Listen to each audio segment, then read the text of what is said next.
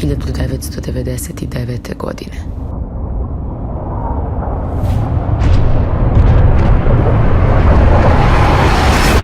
В столице Косово, Приштине, прогремели как минимум 3 взрыва. Чуть позже 2 взрыва раздались в столице Югославии Белграде. Our armed forces joined our NATO allies in airstrikes against Serbian forces, responsible for the brutality in В Kosovo. Косово произошла трагедия. По разным данным, погибли от 20 до 70 человек. Однако уже сейчас бомбардировкам подвергается практически вся югославская территория.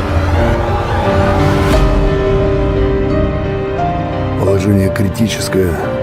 Не уверен, что мы все вернемся домой.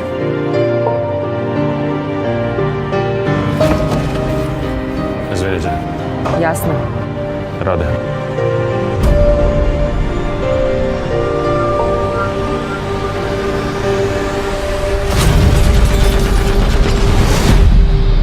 Meni više nisu potrebni.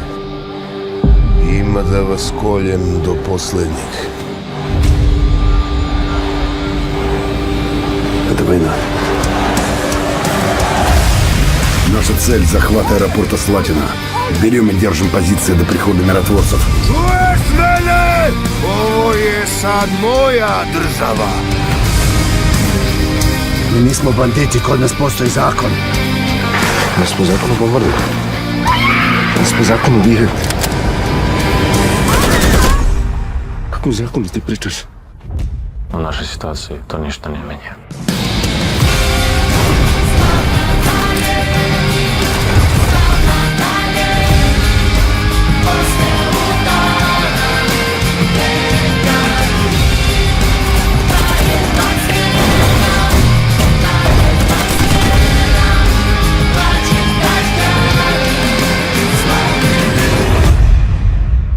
Mene tvoja prošlost ne zanima. Uvijek možeš da kreneš iz početka.